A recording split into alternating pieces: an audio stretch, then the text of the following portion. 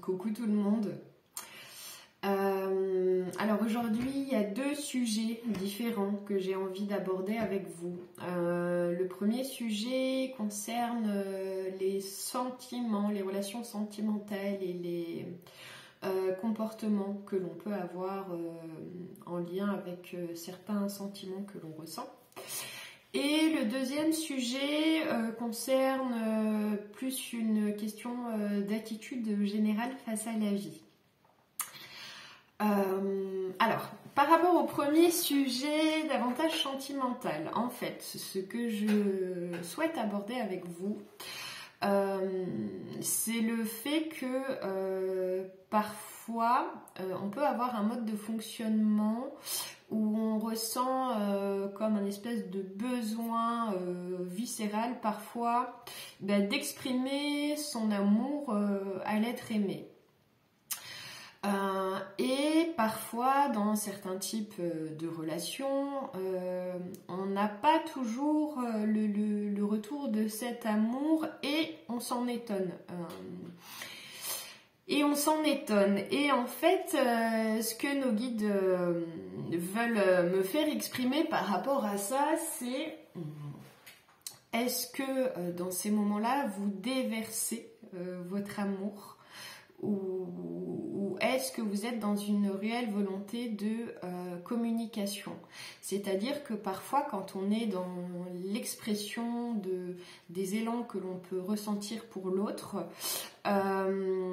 et qu'on n'a pas ce retour, c'est qu'en fait on attend un retour et comme on l'attend, il ne vient pas spécifiquement.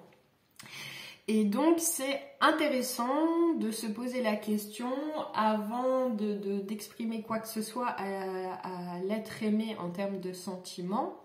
Est-ce que là je lui exprime parce que j'ai envie de communiquer autour de cela, autour de cet amour qui est ressenti, ou est-ce que j'ai juste besoin de me décharger sur l'autre de ce que je ressens, de comme vider mon sac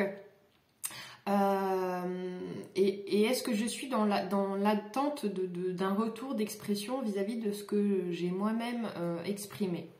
Donc encore une fois, si on est dans une attente d'un retour d'amour de l'autre ou d'un retour d'expression de son amour, et qu'on n'est pas dans une réelle volonté de communication, qu'on est plutôt dans une envie de, encore une fois, balancer tout ça, eh bien ne pas s'étonner s'il n'y a pas spécifiquement d'écho en face.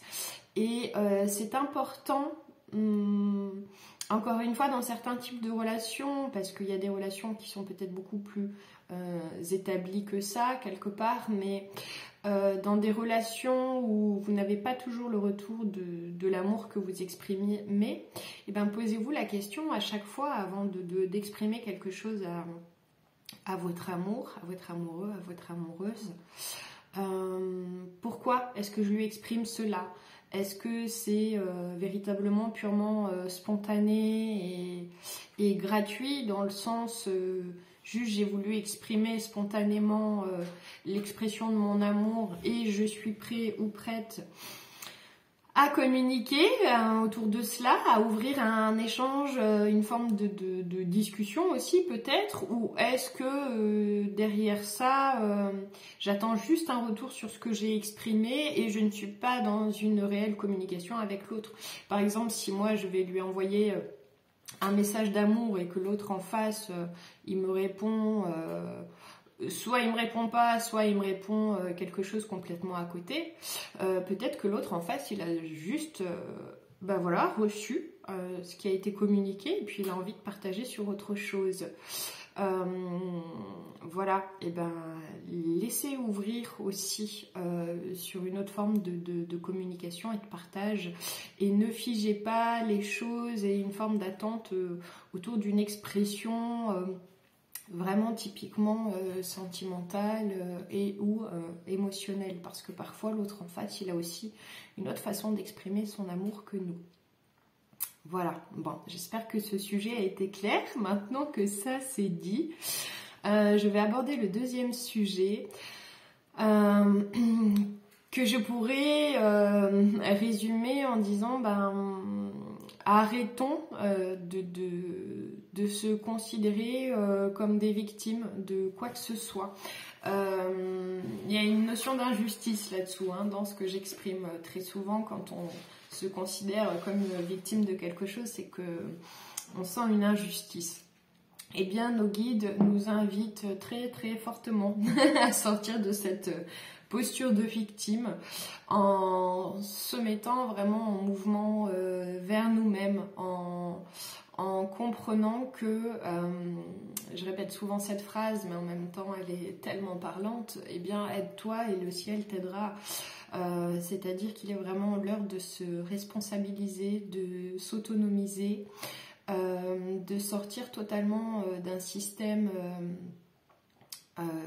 d'assistanat parfois, ou un système où on attend une forme de secours ou de rédemption à l'extérieur. Encore une fois, c'est toujours la même chose, tout ne peut venir que de l'intérieur de notre centre.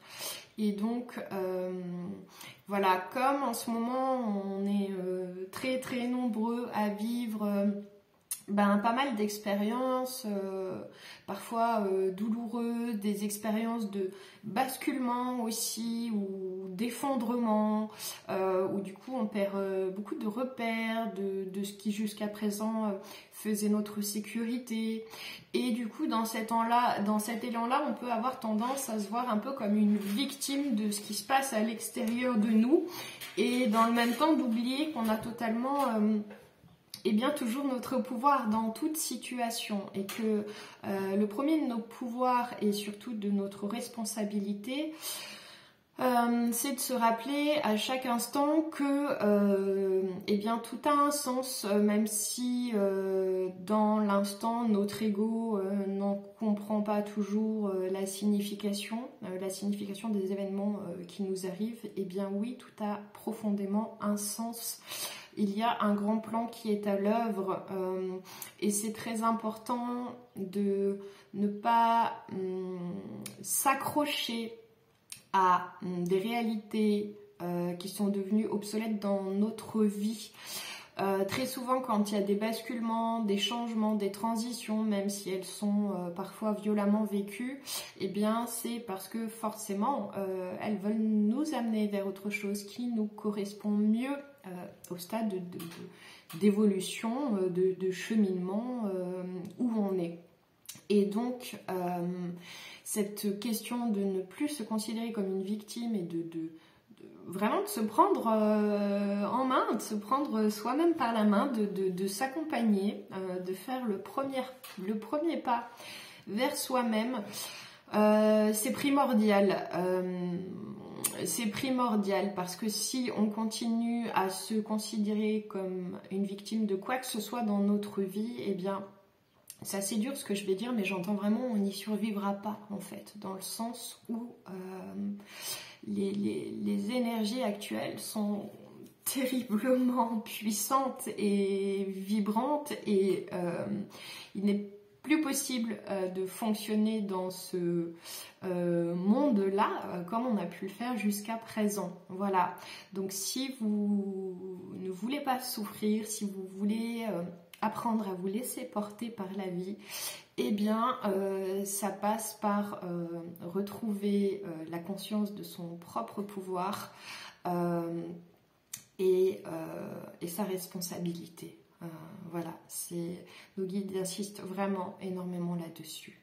Voilà, donc j'espère de tout cœur que ce message vous aura parlé et qu'il vous aidera à reprendre une direction plus assurée, ou en tout cas avec plus de courage dans votre cœur, si vous en avez besoin, évidemment, aujourd'hui. Voilà, je vous embrasse très très fort, plein d'amour, et puis à très bientôt.